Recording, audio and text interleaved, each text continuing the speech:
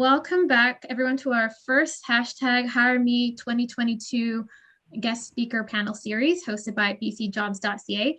My name is Chelsea Sweeney, the Director of Events for BC Jobs, and I'll be your host today. This winter, we are hosting our panel every 3 weeks, where we have 3 special guest speakers from various sectors join us for a Q&A on what's new with their organizations and to talk a bit about the job market and hiring. As you may know, BC Jobs is Western Canada's biggest online jobs board, and in addition to this guest speaker series, we also offer annual career fairs. Our next one will be hopefully in the spring, fingers crossed. You can also check out our Innovators podcast to hear more about what industry leaders are saying. One of our panel speakers here today, Karim, was just on our podcast, so should check out his episode. All right, just letting some more people in here. Okay, so before we get started with our introductions, I want to encourage the audience to type your questions for the panel speakers into the chat box at any point. So feel free to put any questions you have into the chat box, and we will get to your questions during the Q&A. Today, we will be offering a pitch event right before we start the audience Q&A. To participate in our pitch event, in the chat box, you can enter your name, so name, location, area of expertise, and years of experience. 3 candidates will be drawn for a 30-second pitch to tell our guest speakers about yourself.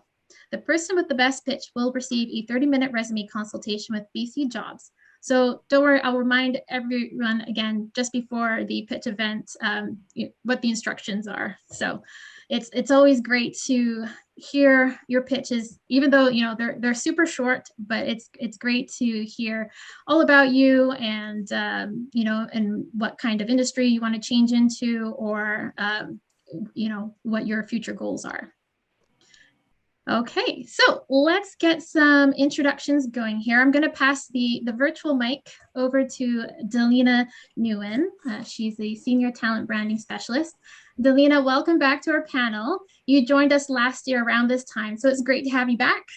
Please tell us a little bit about yourself. Yeah. So like Chelsea mentioned, I am the Senior Talent Branding Specialist here at Thinkific. So I'm part of our recruitment team. I have the great pleasure of being able to share the stories of our employees and why people love working here so much. We have a really great culture and we're always hiring. So really getting to hear the perspectives of people on our team. That's really important to us. I'm excited to be here and answer any questions you have about Thinkific, about entering into the tech industry, and looking forward to hearing some of these pitches. Sweet. Thanks for that great introduction, Delina. Okay, next up, we've got Karim Ben-Jafar. He's the president and COO of Beanworks. Karim, you were just recently on our podcast, as I mentioned. Great to see you again.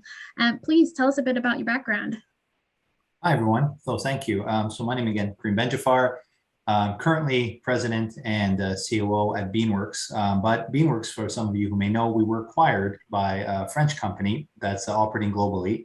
And as part of that acquisition, I'm also operating as Senior Vice President of Field Operations. So Beanworks is growing to 200 people this year, primarily based out of Vancouver. But the other hat that I wear as part of the integration is Quadium, which is almost 6,000 people. So collectively now, I'm looking to hire approximately 150 people this calendar in 2022. So wow. Lots of jobs for very exciting companies in a rapid growing space. So I'm pleased and thrilled to meet all of you. And thank you again, BC Jobs, for the opportunity to meet such amazing candidates. Well, it's great to have you on here, Karim. Thanks for sharing your story and letting us know about your big hiring objectives for the year.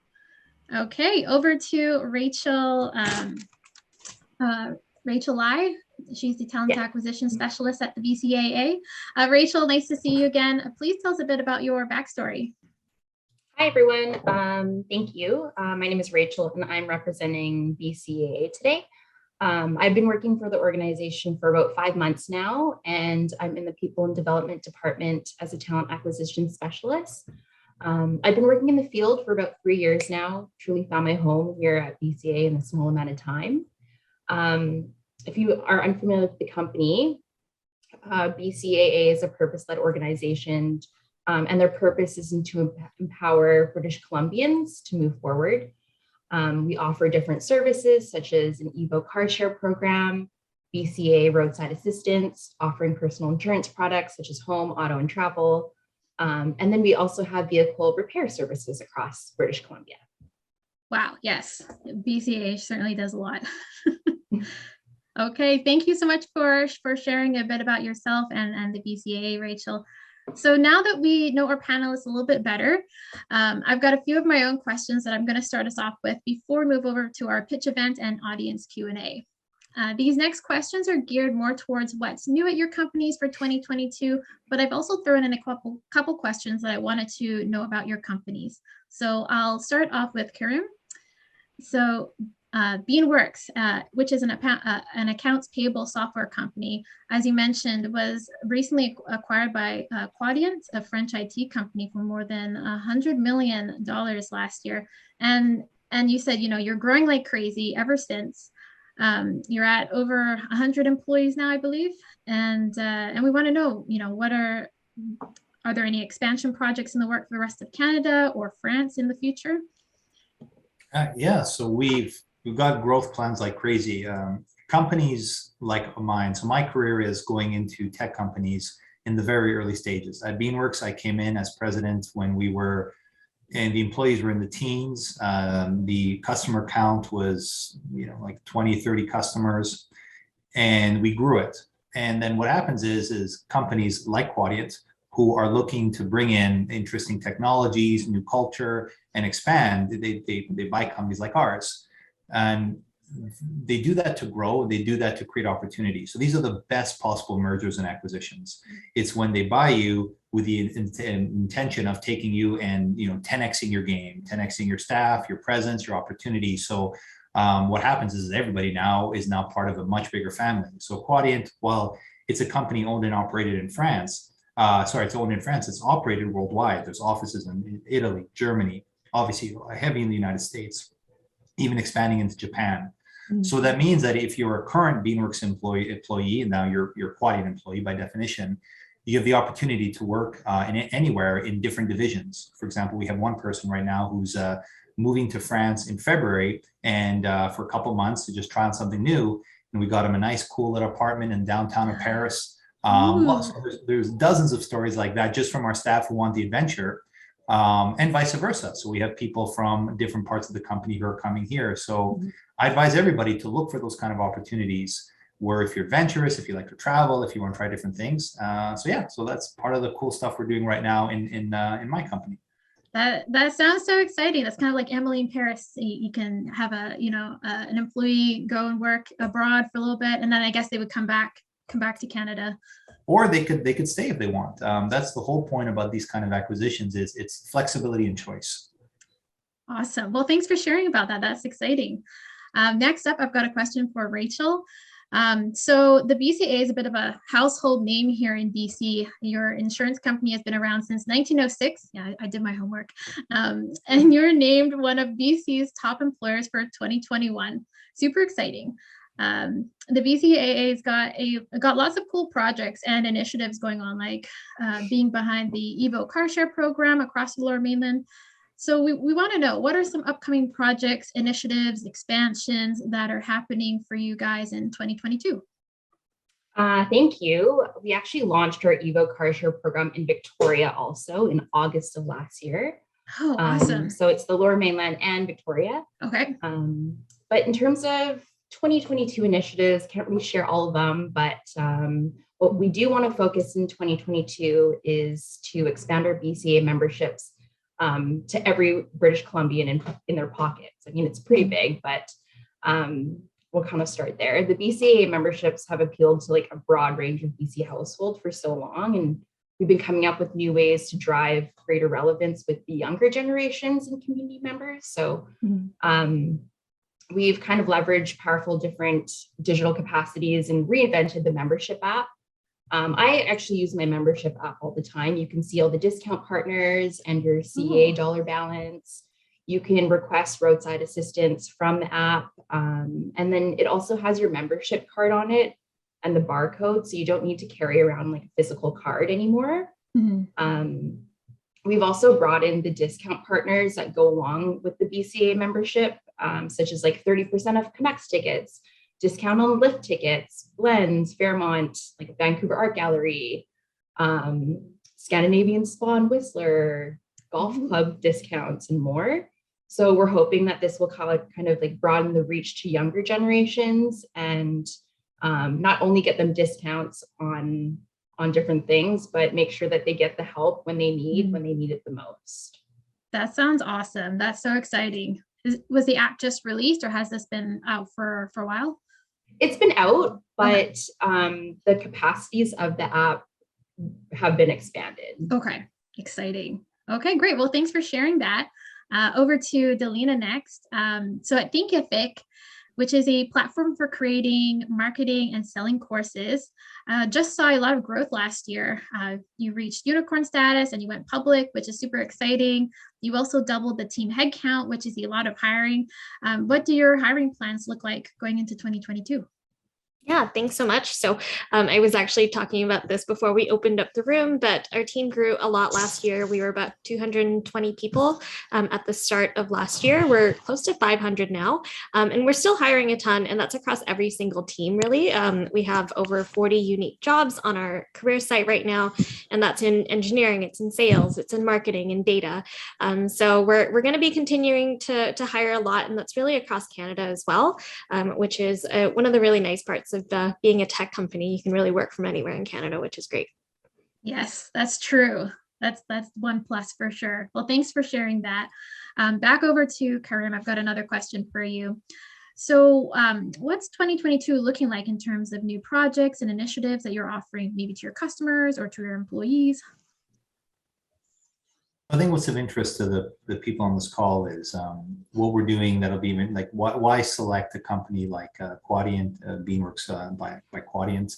And the initiatives we're doing is, again, primarily around growing our company. You know, I sympathize with, Delina. It's difficult right now. It's definitely, there's a lot of open positions, but we have to be careful in who we bring in, because you want to build a team that works well together, that has the same values, but incredibly diverse in their perspectives and experiences in life, but very similar in their work values. So that comes that perfect balance. And what we're doing to support that is to be incredibly flexible in how you can work. So you can work from home. If you're more of an office person, we have offices all over North America. And as I alluded to earlier, we have European operations and offices as well. So what's exciting for us is to just say, if you have the right skill set, and the right, your value system that aligns, because every company's values are different, that aligns with the values here, we want to create the best possible compelling arguments to come in and talk to us. And whether you're working from home, working from an office, working in a different time zone, working in a different country, working in a different language, none of that is a barrier anymore.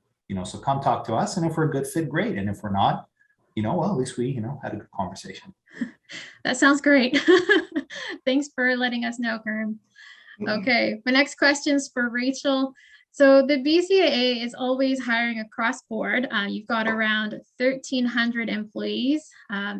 What is the future of the BCAA looking like? Which departments are you growing in the most, and what do you kind of foresee, for the insurance or automotive industry this year? So I think, much like other organizations, we had to make several changes to the way we work since the pandemic. So we've had to adapt to a virtual and different in-person process to our business. And in 2022, I think our omni-channel way of servicing our insurance customers will grow the most. We've been so lucky over the past few years. We actually haven't had to lay off a single employee from the pandemic. We've merely shifted the way we work, and we'll kind of continue to do this to meet the needs of our customers. So a lot of the people who are selling insurance in person, they started working remotely that way. Okay. And then just to touch on like the automobile industry, Evo has been so busy. It's been a more affordable way of people getting around the city. With rising vehicle prices, the cost of living in Vancouver and in Victoria. Yeah. They're like 173 right now in Vancouver. But yeah, Evo's just been super busy. They have always been interested in like EV vehicles and believe that's kind of the direction that we should be moving from. And then right from the get-go, Evo has been very sustainable and promoted that positive environmental impact. So I think we'll continue to choose like the 100% hybrid vehicles. And then we'll see this growth in EVO over the next year. Yeah, I think you recently released, was it a fully, 100% hybrid car? You've got a couple models or a couple of them out I think now. they're the Kia. Oh, I forget what brand it is, but we released 5 of them in the city as kind of like the test cars. So we're just pulling we're pulling some data from that.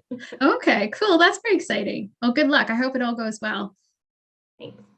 Okay, my last question here is for Delina.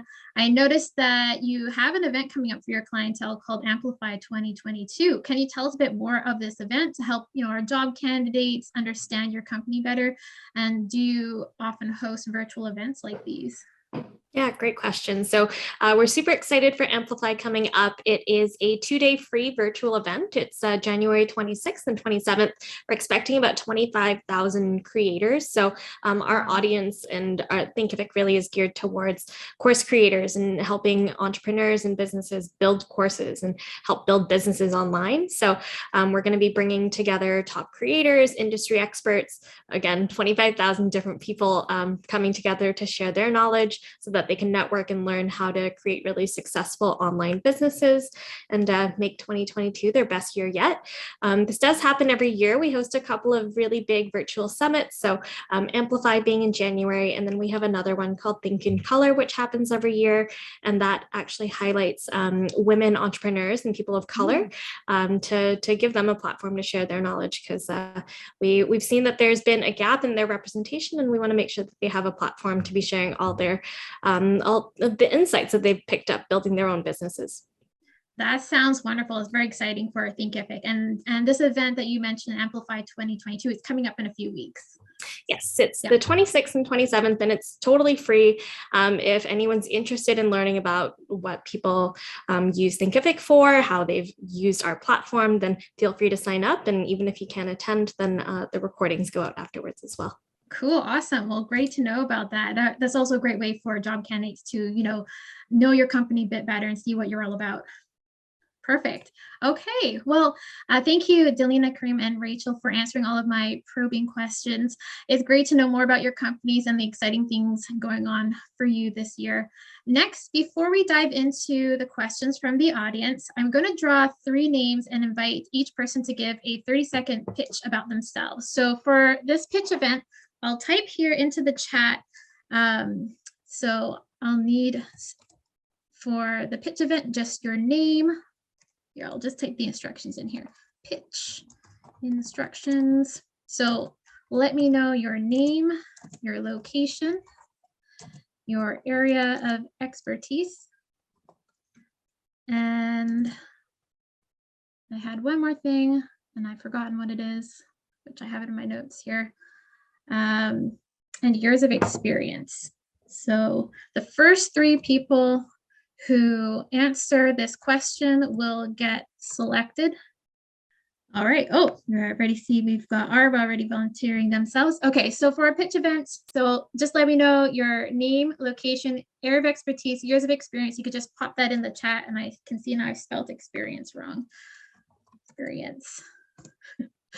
And the first 3 people, I'll draw your names, and what I'll do is I'll get you to come on screen. And to our guest speakers today, you're going to give a 30-second pitch about yourself. So this can include, for example, your job experience, your skills. If you're a recent graduate, maybe what did you study? What are some skills that you have from that? So you're just pitching yourself in 30 seconds. And this is such a great way to, improve on those rusty public speaking skills. So if you haven't had to have like an interview in a long time, this is a great chance to, put yourself out there. And who knows, maybe one of our guest speakers might ask you a follow-up question about yourself. So there is a prize. So BC Jobs offers a free resume consultation to the person with the best pitch. So I'll email that person right after the event and invite them to have a 30-minute resume consultation with myself. Okay, so we've got, okay, So I see there's Arwa. And then next up, so Justin's asking if this is a practice interview of sorts. Yeah, it could be like a practice interview, sure. Okay, and Sunny. Okay, so let's start with Arwa. So Arwa, why don't you unmute your microphone, and if your camera's not on, you can pop your camera on. Okay, perfect. And yeah, feel free to start off with your 30-second pitch to our guest speakers today. Hi, good evening, everyone. My name is Arwa, and I'm a graduate from Algonquin College. I finished a diploma in interactive media design. So it was basically about web designing, UX, UI designing, and that's my area of expertise. I also have like 6 months of experience working with Invest Auto as a UX, UI designer. Also, I'm pursuing a Google certificate course to strengthen my portfolio in the UX, UI design field, and I'm looking for full-time opportunities in the same field. I've developed my portfolio, but just because I don't have much experience, I don't have luck in finding jobs. So that's why I'm working towards strengthening my profile and gaining more experience so that I can show in my portfolio what experience I've gained. Great. Well, thank you so much for sharing, Arwa. Thank you. Okay. I'm so sorry, Jose, I missed your information in the chat. Jose, did you want to join us on screen for a 30-second pitch? Welcome. Okay. Thank you so much. Okay, my name is Jose. I'm from Mexico, but working in the US currently. And yeah, it's a little funny. I have 10 years working as a software engineer, mostly on the mobile iOS area. So yeah, this is the point, because here in the US, we are, my family, I mean, my wife and I, we are looking for move to Canada, because basically she is not allowed to work here, right? But my point is, I'm very interested in find work in Canada, and I think I have a lot of experience working with different projects in the mobile area. I've been working in different applications and different companies. And yeah, that is the point. I'm not being prepared for this speech, but this is the point. I would like to have contacts and start interviews maybe, and maybe I can get something interesting there. Currently working in T-Mobile here in the Seattle, and analytics is basically we are working in and get data from the T-Mobile users and things like that. And yeah, exciting, but I would like to find another opportunities out there. Thank you. Well, thank you for speaking up today. It's always very brave of anyone who volunteers to do these pitch events. Maybe you could tell us, what was your favorite project that you worked on? Yeah, I started as an independent software engineer for myself. I mean, at the beginning, I did a lot of little application for that at that moment were very necessary in my country. And it's a long story, but I started in that way, and I was very happy working in my own projects. So after a while, these projects, because very different market circumstances, they went down, and I started looking for opportunities in the US. And for software engineers here in the US and in Canada, I suppose there are a lot of projects out there. But in this time, I'm looking for Canada. so that is the point. I open to mobile applications, basically in iOS, but I have an experience in Android too. Yeah. Awesome. Well, thanks so much for sharing, Jose. Thank you. All right. Okay. Our last speaker, I think it was Sunny. Sunny, did you want to unmute your microphone and jump on screen with us today and tell us a bit about yourself? Hello, everyone. Thank you for the opportunity to speak, present myself. My background is education. I specialize in developing materials for, uh, coaching, developing materials for teaching in the university and also colleges. I also involved in mentoring, supervision of various projects and dissertations. My background mostly is business management. I hold a PhD in strategic management. So that gives me that sort of basic background in terms of any industry to work, either to work or to teach in the education sector. I'm looking for an opportunity. I think we've had this discussion before. Here in Canada, any part of Canada, I don't really mind. Either as an instructor, as a mentoring or coaching or management, operations management, supply chain management, and so on. And I think when I saw is it Thinkific? I just browsed through the website, and it's something that kind of interests me because I think there's that kind of fall within my area. So I'll be really, really interested to have more chats on that area. I could send you my CV if you will, to have a look and maybe a chat on that. I'll be really, really happy to be part of the team if I'm given the opportunity. Yeah, thanks so much, Sunny, and great to hear about your experience. And thank you so much for sharing with us. I'd be happy to connect with you on LinkedIn and share some more information about Thinkific and see where there could be a fit within our organization or even our partner network. So lots of our course creators are often looking for advice and mentorship on putting together course curriculum material, for example, figuring out how to structure it for their audiences. So that could be an opportunity. So yeah, feel free to connect with me on LinkedIn, and I'm happy to continue that conversation. I'll do that. Thanks very much. I appreciate that. Thanks for sharing your pitch with us today, Sunny. Thank you, Chelsea. Okay, well done on your impromptu pitches, Arwa, Sunny, and Jose. I was impressed with each one, and keep an eye on your email inbox for an invitation from me inviting you to a 30-minute resume consultation with BC Jobs. All right, so next up, I'm going to invite the audience members who asked their questions in the chat box. I'll invite those people to join us on screen to ask their questions to our guest panelists today. Now, if you have a question for a specific panelist, just let us know. But if your question is geared to all three, then I'll let them decide, who wants to go forth and answer your question. Okay, so I'm just going to have a look back in the chat here. I think I saw a question early on. I see a lot of introductions. Okay, so Justin Steele, it looks like you've asked a question a bit back. So Justin, did you want to jump on screen and ask your question to the panelists here?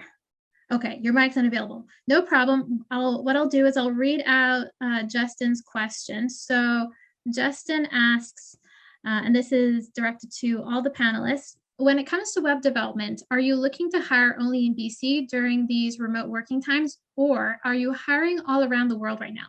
Many of my ex-colleagues and friends based here are actually working in companies abroad. Thanks. I guess maybe I'll go first. Sure. We're a very hands-on type of team. So although our head office is remote right now, we do have plans to go back into the office, I think in March. I mean, that's all up in the air to see what's happening, but at that time, we would want everyone to reconvene in person at that time. So we are only looking for people who can make it to the office, unless you're in some type of contract or temporary role. Okay, Justin, did that answer your question? Oh, he's on the road right now. maybe I'll jump in and share Thinkific's Sure. perspective as well. So we're doing a ton of hiring, including for development and engineering roles. We are currently hiring all across Canada. So we do have an office in Vancouver, quite close to Science World. But for us, flexibility is super key. So wherever you're most comfortable working, whether that's from home, even if you are in Vancouver, whether that's, somewhere in the Maritimes, as some of our team has done, then you're welcome to do that. We also have lots of team members who are typically based in Canada or in Vancouver even, and they've taken advantage of our current situation, all as a remote team. We have people working from Mexico or going back to Spain, for example, and visiting their family and working from there. So super, super flexible. Primarily, you do have to be based in Canada right now, though. Perfect. Maybe, Karim, you have anything to add on this subject? Same thing. So we do have our for Beanworks, the head office is in Vancouver. But again, for Quadient, we have offices in pretty much every city. And even if we're working for Beanworks, we do remote work. So we have people working for Beanworks who are in Ireland, we have England, now France, obviously all over the US. So if you go online and you see any job on the Beanworks website that is of interest to you, it doesn't matter where you work, what country you're in, you're more than eligible to apply. Cool. Great to know. All right. Sunny had a question a while back directed towards Thinkific. Sunny, did you want to ask your question to Delina? If you're still there. Yes, I'm still there. I think I'm trying to recap on my question. I know I posted a question earlier. It was at 3:22 p.m. If that helps. Yes. I think another question. I'll try and recap on that one again. I'll find it, and I think the question I have now is in terms of the this hiring from Thinkific. Is it a permanent position that you're looking for? Are you looking for people working remotely or coming over to Canada? What's your position like? Yeah, typically we are hiring for full-time permanent roles, and really that's anywhere in Canada. So depending on the position, I think there's only maybe 1 or 2 positions in the entire company. So that would be like an office manager or facilities manager that would be required to go into the office. Everything else can be done remotely, and that's forever. So there's no expectation for people to go back into the office if, for example, they've moved or they're more comfortable working from home. But yeah, we are looking for permanent people as our team is growing quite quickly, and there's certainly lots of work to be doing.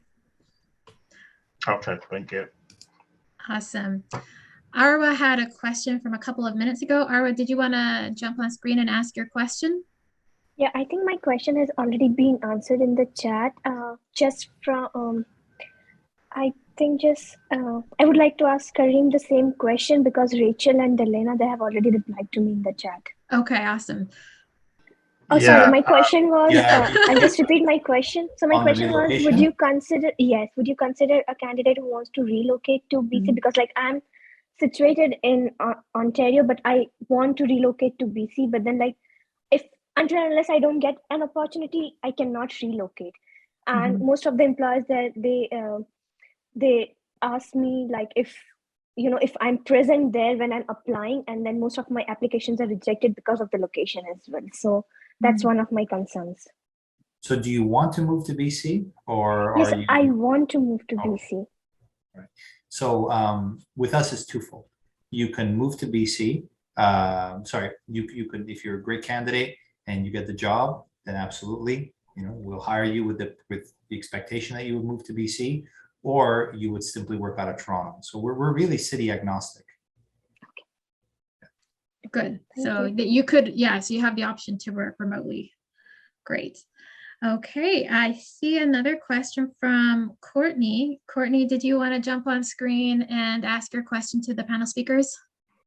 Yes, sure. I can jump on right now. Perfect.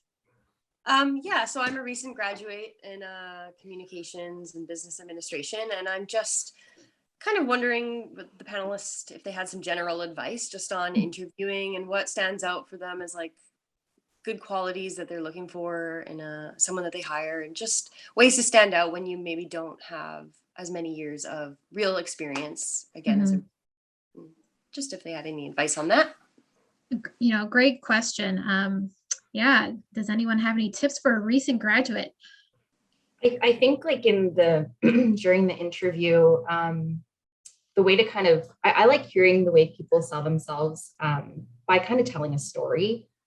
Like why are you applying, but like why are you interested in this specific role, or just really explaining the why, giving your examples and not just kind of stating like the one words or what is your story, you know, like why did you get into your program, what are your goals, kind of relate your life to that career goal. And it's always nice to hear that in interviews.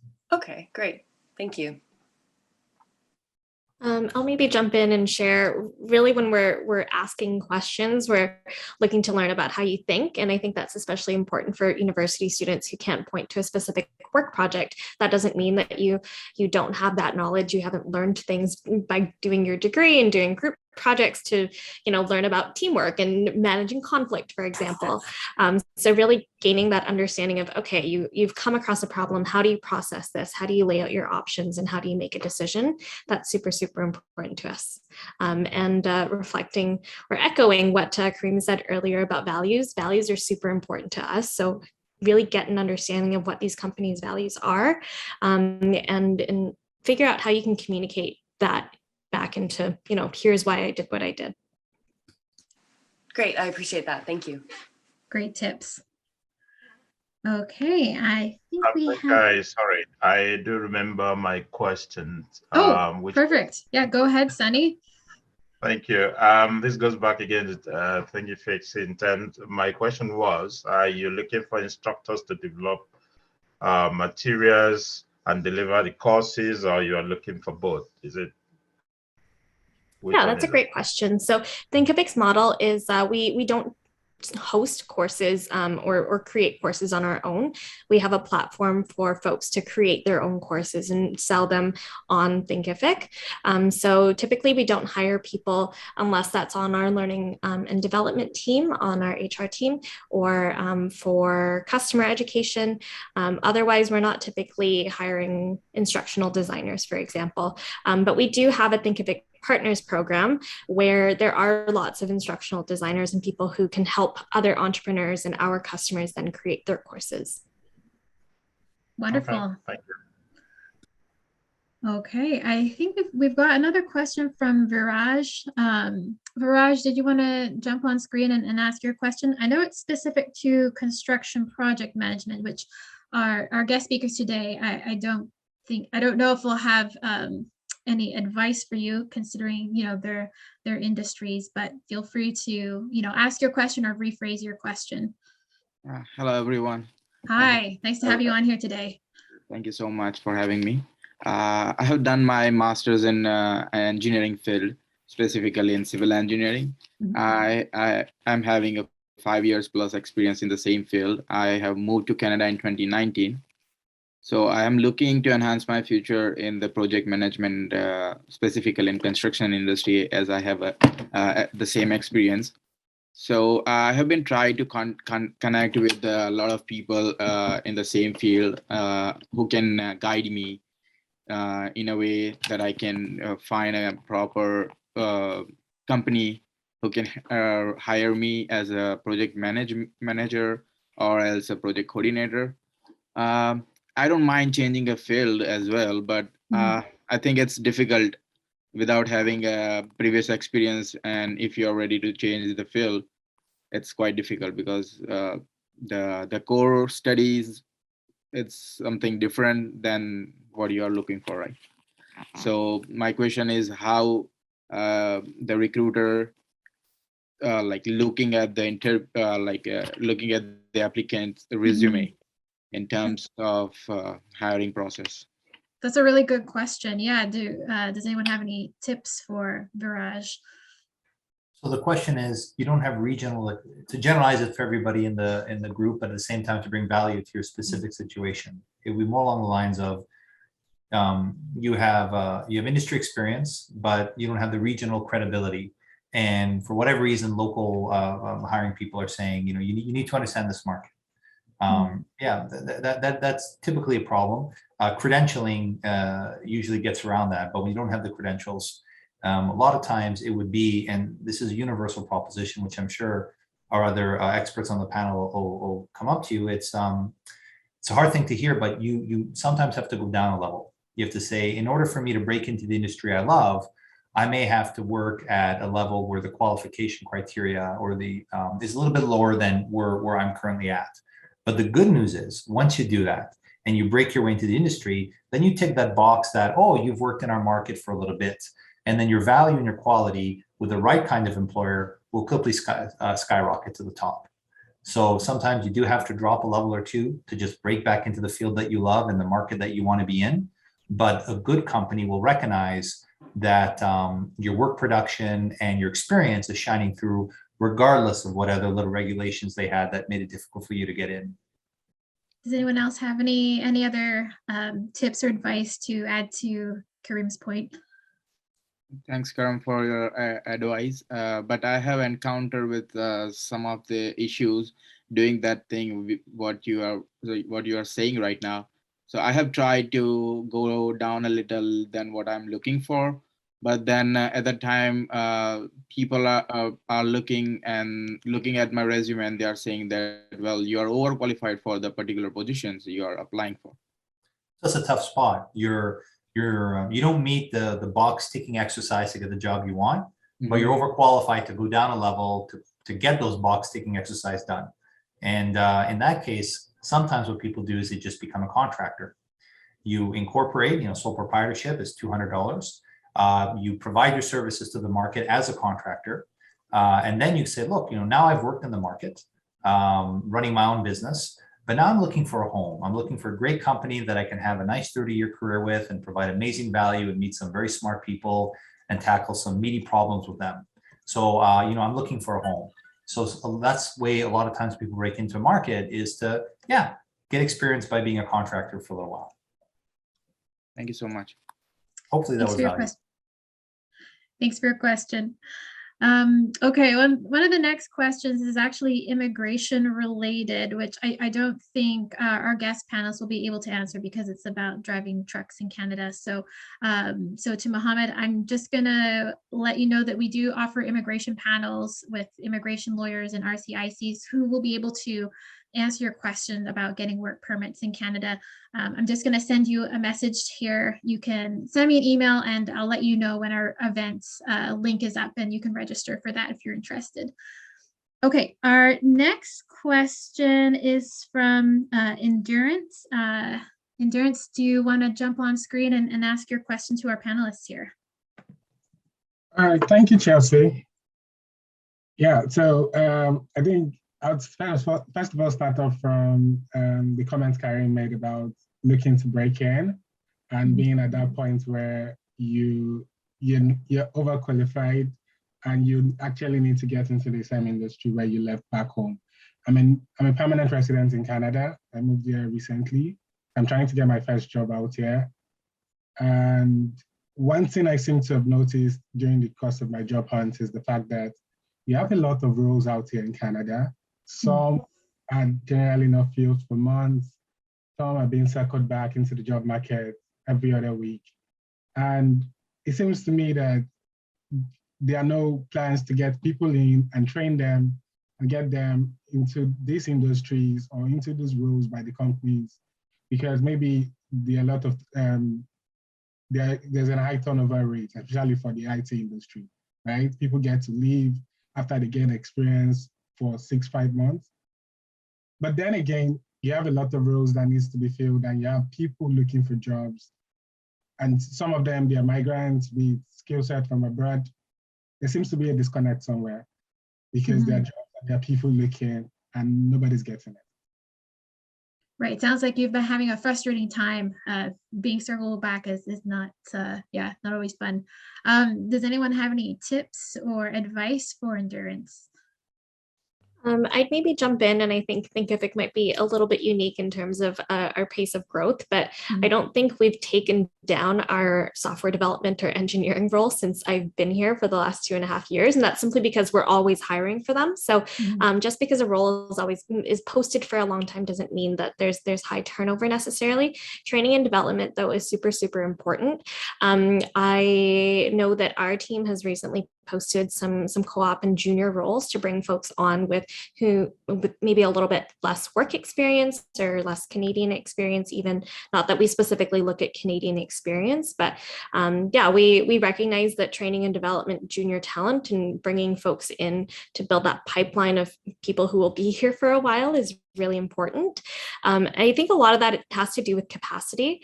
So I would explore looking at companies of different sizes. So a lot of smaller companies, for example, or startups might have some more flexibility in how much experience that they're looking for and how much help that they need.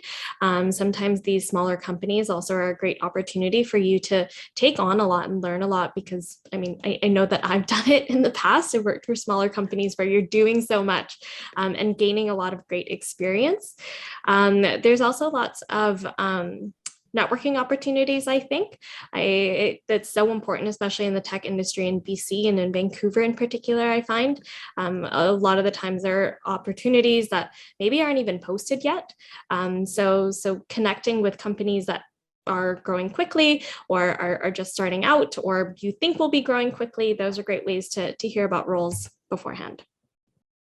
Any other tips or advice to add on to that?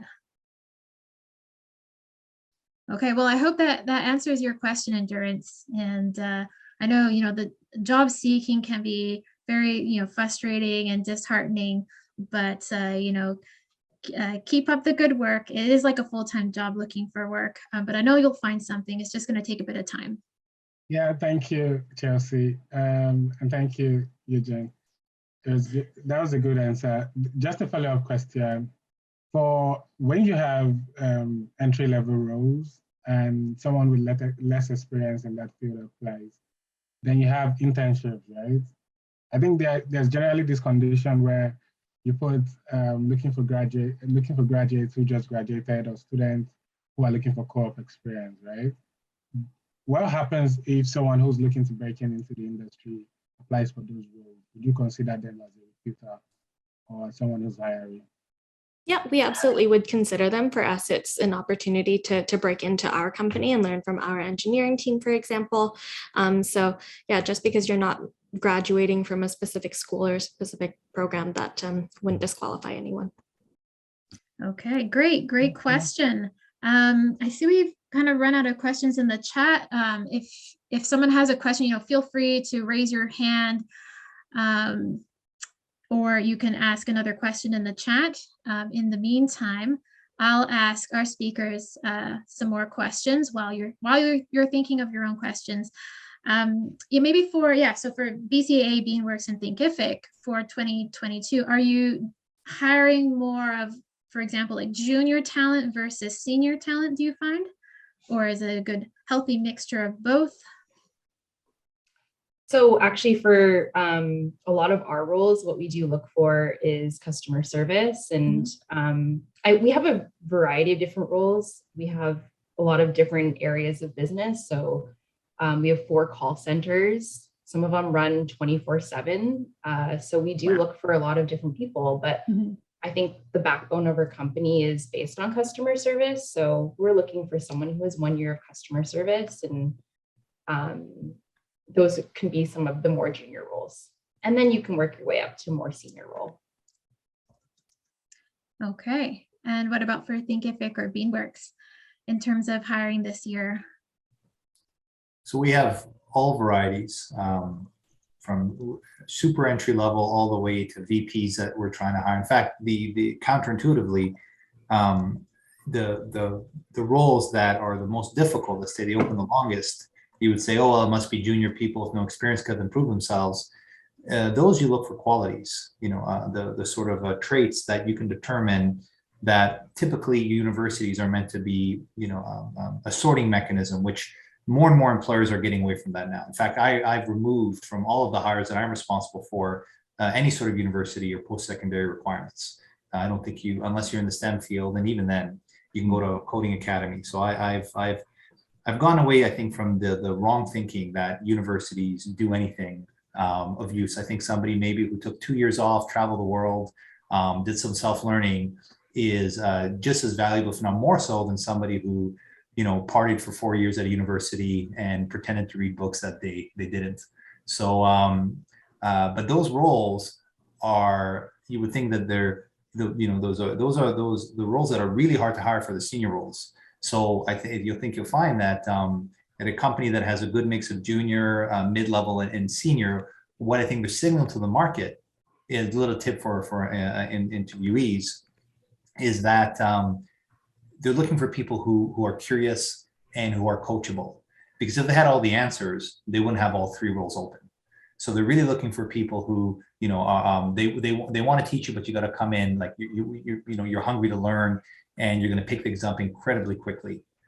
So yeah, for us, if all 3 levels, but the hardest, and I'm sure that the other panelists may weigh in on this, it's those senior roles. Sometimes you can even open for a year. Sometimes you have them open for a year and you withdraw it because you promoted somebody from within because you're so fed up of not being able to find that person. You actually gave somebody a shot who otherwise wasn't qualified. So yeah. Awesome. Okay.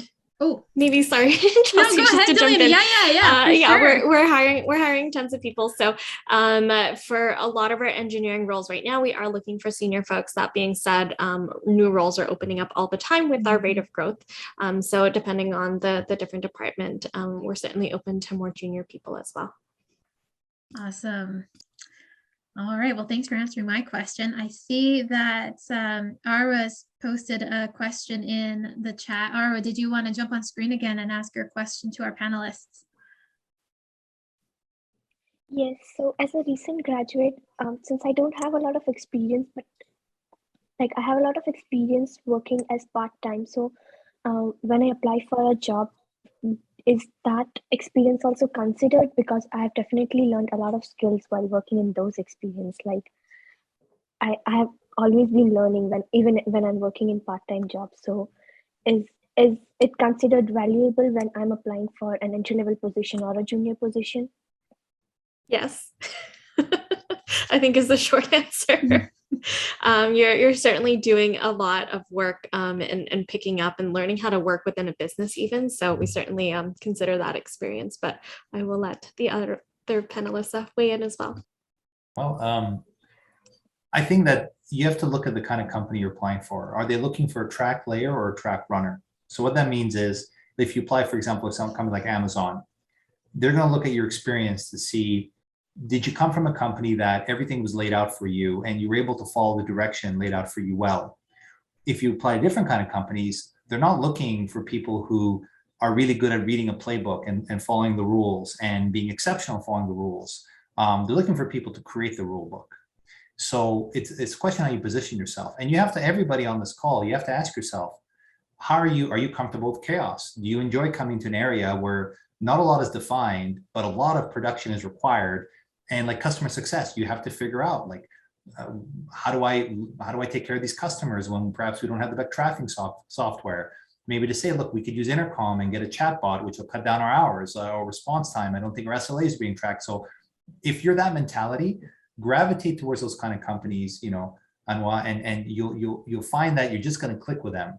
But if you're the kind of person who's like, you know what, I'm amazing. If you give me a cookbook, I can follow to the T and I'll produce the best quality every single time. So it's the difference between like being a chef and being a cook, right?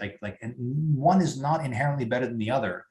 But an employer is looking for a chef, we'll hire a chef, and looking for a cook. Somebody follows the directions, we'll hire a cook.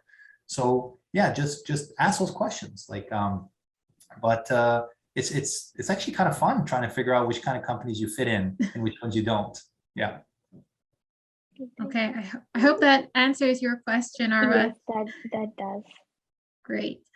Okay, our next question is from, and I feel like I'm going to pronounce your name wrong, so apologies in advance. Iulia, did you want to jump on screen and ask your question to so Karim, Rachel, or Delina? Our questions posed all 3. Yes, I'm actually struggling to select the camera on my new machine. I'm sorry. Oh, no worries. Sorry, how do you say your name? It's Yulia. Yulia, okay, Yulia. Oh, Welcome. thank you so much. I wanted to further filter out the qualities there are that you're looking in your candidates. I know you've already mentioned a few, and I'm making the list.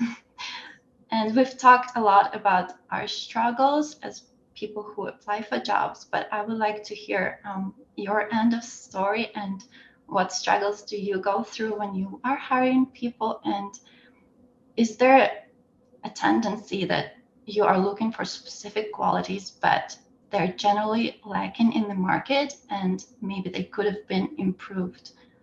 That's my question. That's a really great question. Any thoughts, or you want to share any experiences, hiring experiences that you've had recently? I think for BCAA, we do work very closely with people, like all citizens across British Columbia. So again, we do look for customer service, but that also means I see like customer service kind of like black and white in a way, and what can we do to kind of make someone's day a little bit better is the pops of color. So just really being able to listen and take in, but also being able to explain to people the way you do things or why something is another way is also what we look for. So jumping in here from the Thinkific side of things, I don't know if this is something that's necessarily lacking across all the candidates that we see, but one of the biggest pieces of feedback that we get or that we share for people who aren't successful in interviews is don't be afraid to talk about the things that you're bad at. We want to learn about what you're trying to learn, what you think you can improve in, and hear about that self-awareness. But we'd also love to hear about when things go wrong or when things don't go as expected. How do you deal with that challenge? I think that shows a lot of resilience. It shows a lot of outside of the box thinking a lot of the times. And people are hesitant to bring those situations up at all. But I would almost encourage it. It's something that our team often will ask about, and that's not to hear about, hey, you did this wrong, you made a mistake once, and we're not going to consider you anymore. We really want to learn about what you learned from that experience specifically, because we're always pushing the boundaries. We'd rather fail fast and try things out rather than doing the same thing over and over again. So like Karim said, sometimes it's a little bit chaotic and you just try things out and see what works. But you have to be willing to do that in a lot of organizations. Great. And maybe Karim, did you have any experiences that you wanted to share being in the hiring shoes? Yeah, I really like what Delina said, and as well as Rachel. I've hired in my career now, we did the count. It was an exercise doing like over 1,000 people. Wow. And I've let just as many go. So I've got the scars now. I'm a little bit older. So, and I'll tell you the number one thing. So if you say somebody who's had this kind of hiring experience, what is the one thing that you would say to anybody that is frustrating for me? It's this. It's very easy to sell yourself into, here's why I would be great at the job, because everybody's doing that. It's even easy to get the job. But when you have an experienced recruiter, experienced hiring manager, what you really look for is, will this person be happy in the job?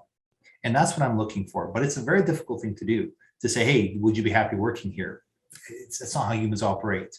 But I'm looking for the signals that tells me that for you, this isn't a competition. You're not trying to validate yourself by saying, oh, I got a job offer, or, I can prove to myself I can get this job, or, I know financial reality notwithstanding, sometimes you just really need a job.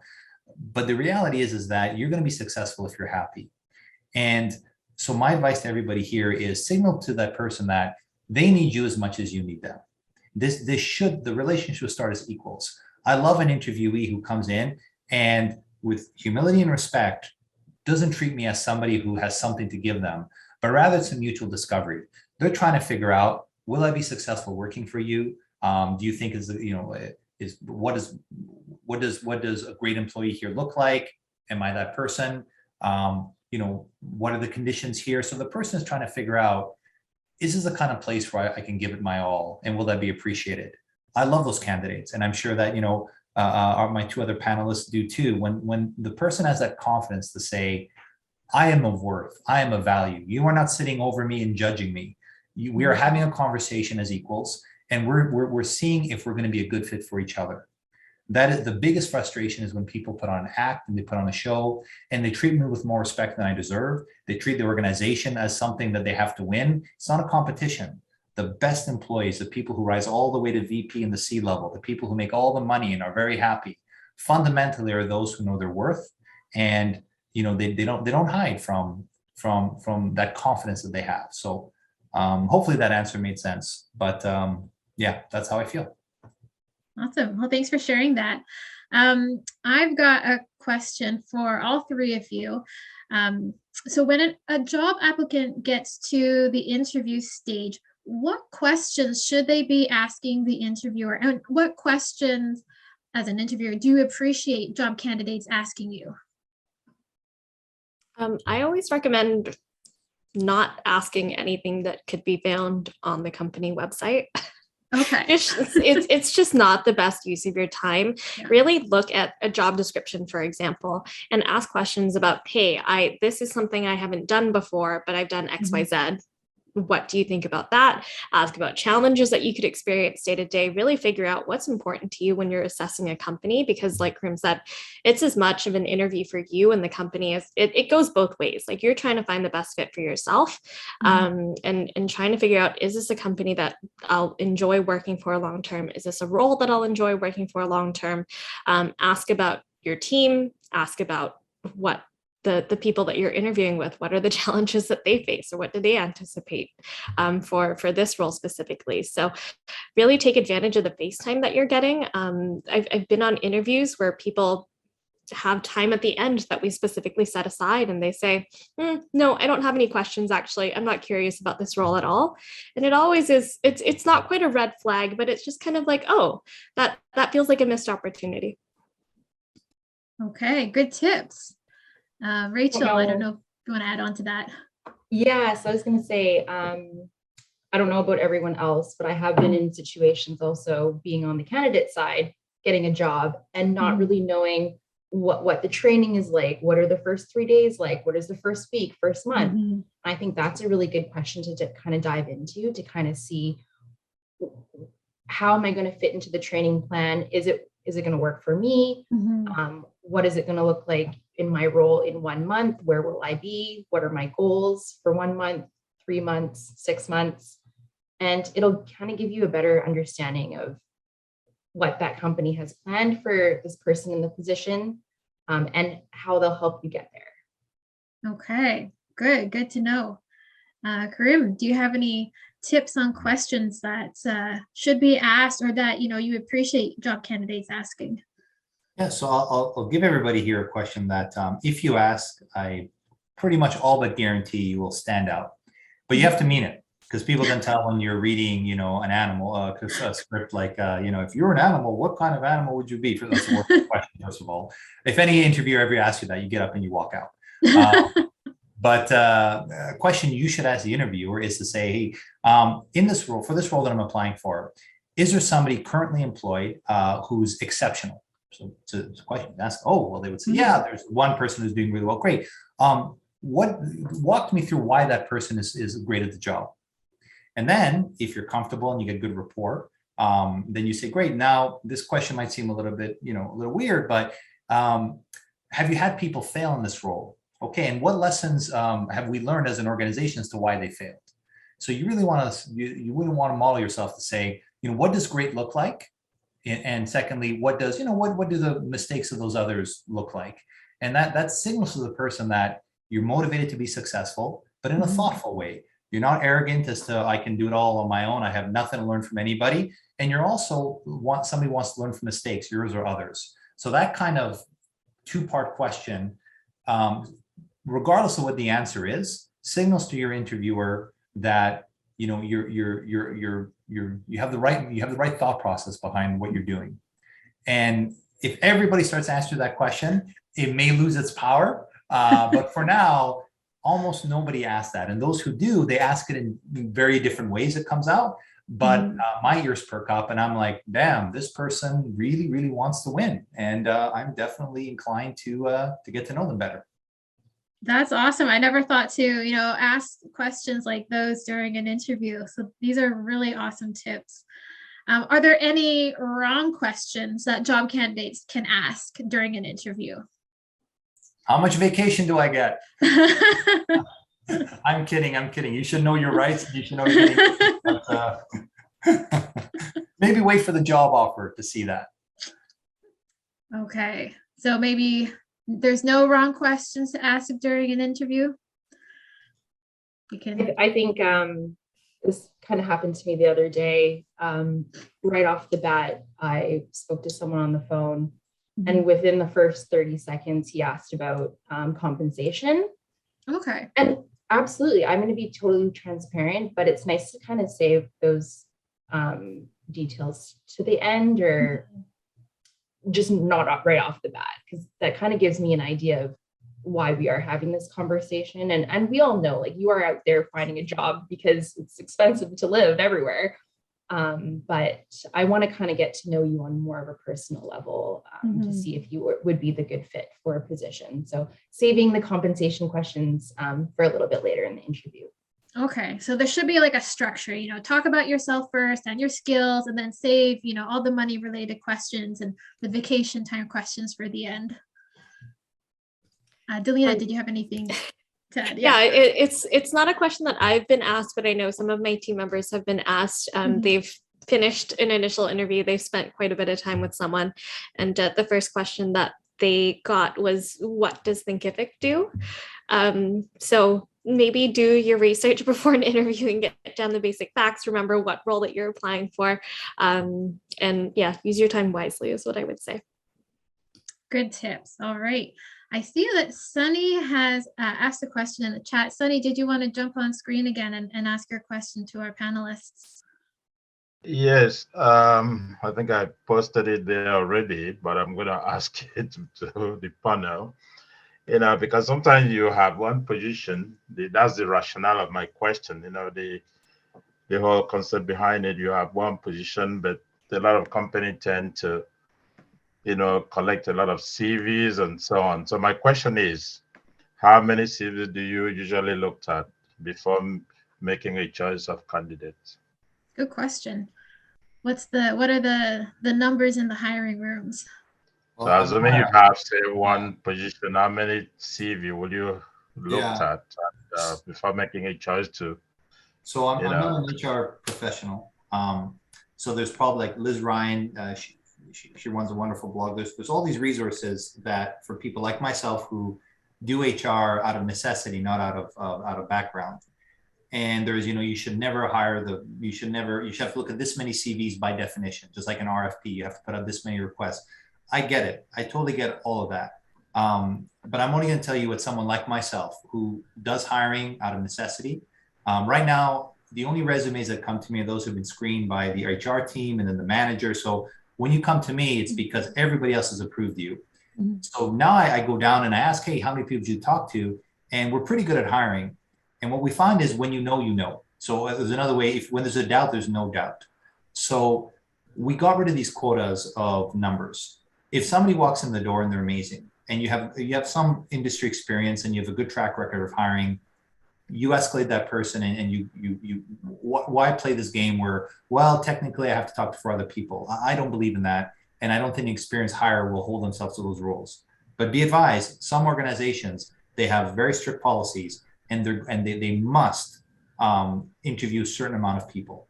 So I think it's more a question of policy and personality. So it's very difficult to predict. So I don't think you can get a standard answer on this one, Sunny. Thanks, Karen. I appreciate that. Okay, do we have any other questions from our audience? Any other questions? We will be wrapping up pretty soon. So if you have any last questions, now's the time to ask them. Maybe I'll ask a question while people are thinking of some, and this can be posed to all 3 panelists. What's the percentage of remote workers that you have currently within your company? Everyone right now. Everyone, okay. Yeah, everyone right now is the result of COVID and everything. We were planning to reopen the office yesterday, actually, but as a result of the new restrictions in BC, we've delayed that a little bit. I think about 35% of our team is permanently distributed, so outside of Vancouver. And following that, I mean, I'm sure there will be some people even in BC or in the Lower Mainland who will choose to work primarily from home, but we're super flexible again. Oh, awesome. Well, great to know about that. And hopefully, yeah, you'll be able to reopen soon after these restrictions are up. And what about at Beanworks? Are all your employees currently remote? So for Beanworks, and so I'll speak for Quadient because we're in France, Germany, Italy, US, England. Every place is different. But specifically for Beanworks, what we've done is our office is open because we're not retail, we're business, we sell B2B. We did this. If you're comfortable to come to the office and it's your preference, for example, we have some people, one of my staff lives with 4 other people in a small flat with a dog. Telling this person they're not allowed to come to the office, I don't think is correct. But telling people they should come to the office or they're highly encouraged in air quotes, I don't believe in that either. So we really did flexibility and choice. You know, we have a great space here, lots of social distancing, all the protocol, all the guidelines. If this is where you want to work, come. If you have the slightest hesitation, don't come. And so that's the way we handle it. Again, you'll find me repeat this again and again. I believe in flexibility and choice and really not telling people what to do. Thanks for that. And what about the BCAA? Our head office has been working remote. We also have the 4 call centers that have been working remote, and there are options there for people to continue to work remote even after we're being called back. But we do have 30 service locations where people can buy insurance, 6 locations where people can bring their vehicle to get serviced. And those employees, those businesses are all running with in-person sales and customer service. So we also have, I guess, the Evo mechanics and fleet drivers who are all still working in person. And of course, roadside assistant, they still have to help people who may be stranded on the side of the road. So they're all still working in person also. Okay. Well, thanks for answering my question. I see that Yulia has a question. Yulia, did you want to jump on screen again? I was wondering if it's okay to reapply for the position after some time. Maybe you've improved or finished some other training. Is it still okay to do so if you've been declined before? Good question. Yeah. Any thoughts on this? At BCAA, we definitely encourage people to reapply. There's various reasons why you might not have been selected for that specific position. Maybe there was an internal candidate who applied last minute, or sometimes we have multiple positions open. So we definitely do encourage you to keep an eye out and reapply. Yeah, I'd also echo that. I'd take the opportunity to ask for feedback and see if you can get any from your first application and see where the areas for improvement are. And if you're able to get that, make sure that you're really communicating that either on your resume or your application to make sure that, you know, I heard you, I worked on it, and hopefully it's a better fit this time around. But yeah, like Rachel said, there's a whole bunch of reasons why you may not be selected, and sometimes it's just out of your control. And that doesn't necessarily mean that you're a bad candidate. Okay, I hope they've answered your question, Yulia. All right, well, we've had a lot of great questions today from our job candidates to our panel speakers. So thank you so much for all these great questions. I'm going to start to wrap up this panel for today. Rachel, Karim, and Delina, I'll let you add any last remarks or words of advice that you may have for our audience before I wrap up. And this could be, you know, just giving some hope to our job candidates out there, because it's tough. It's tough applying for jobs and not getting a call back or an interview. So if you have any, you know, wise words of advice or any last remarks that you want to leave about your company, please feel free to share now. Maybe I will leave with, I know it's not the most fun experience to be applying for jobs all the time, but I encourage you to not lose hope. Make sure that you're looking at roles that really are a fit for you. Tailor your resumes, please, to make sure that you're communicating what these companies are looking for. Make sure that you're reflecting results and details as best as you can, and keep trying to find advice like this, I would say. These connecting directly with employers and with recruiters is a great opportunity to find some tips where maybe filling in that gap of information. Awesome. Any last words from Rachel or Kareem? Kareem, I see you've turned your microphone off. Go ahead, Rachel. Oh yeah, I just wanted to say thank you for inviting all of us here on the panel. And oh, of course. Thank you for coming. I agree. Just like keep looking on the job boards. You know, companies are constantly hiring and putting new positions out. You know, BCA has a lot of different roles out there, so take a look. I do work with a team of other talent acquisition specialists, and although I might not see your name or your resume right away, like you can always, maybe I'll just put my email address here in the chat, but yeah, you can feel always free email to me put and just say, pages. hey, I applied to this position, and hopefully we can go from there. Perfect. Yeah, feel free to put any hiring pages for your companies in the chat here, or if you want to share your LinkedIn or anything like that, or website, feel free to pop that into the chat. Kareem, did you have any last words that you wanted to add today? Only to amplify, what Rachel said. What happens a lot of time behind the scenes in the HR departments, the hiring manager needs to be involved and they're super busy. The HR people are always busy, or people in culture, that may be the designation. It's not, even in the best companies in the world, it's not a well-oiled machine. So if you really are in love with the company and you really want an honest shot at getting in, don't take cold signals as rejection. The candidates who sometimes really get the job are those who go on LinkedIn and ping a hiring manager directly, as well as going through the proper channels.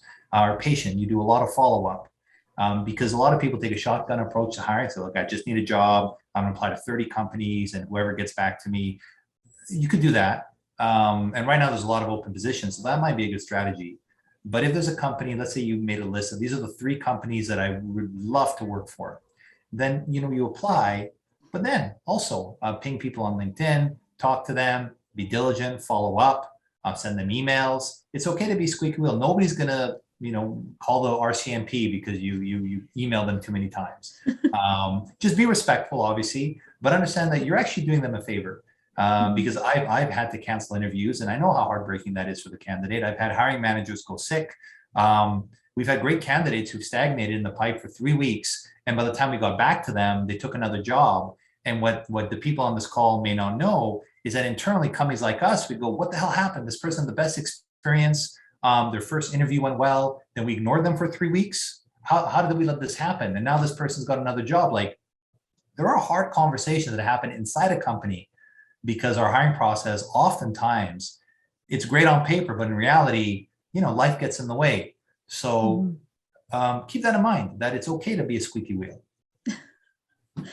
Okay, well, thank you so much for all, your last pieces of advice and words of wisdom, Kareem, Deline, and Rachel. It was an absolute pleasure to have you all on our panel today. Thank you so much for taking the time out of your super busy schedules to join us. If anyone is looking for work or new opportunities, check out the BCAA, Beanworks, and Thinkific hiring pages for more opportunities. Some links I've noticed are in the chat here. And don't forget to join us next month on February 1st for our next guest speaker panel with FiSpan, Piranha Games, Mogo, and CTO.ai. In 2022, we will be running this series every 3 weeks. So before we were just doing it every month, but now it's going to be every 3 weeks. And we've moved it over from Mondays to Tuesdays because we were finding Mondays were a little bit busy for everybody. So hopefully today worked well for the panelists here. And if anyone has any questions for me, feel free to shoot me an email with your questions to events@bcjobs.ca. Thank you so much, everyone. Stay safe and see you all next time.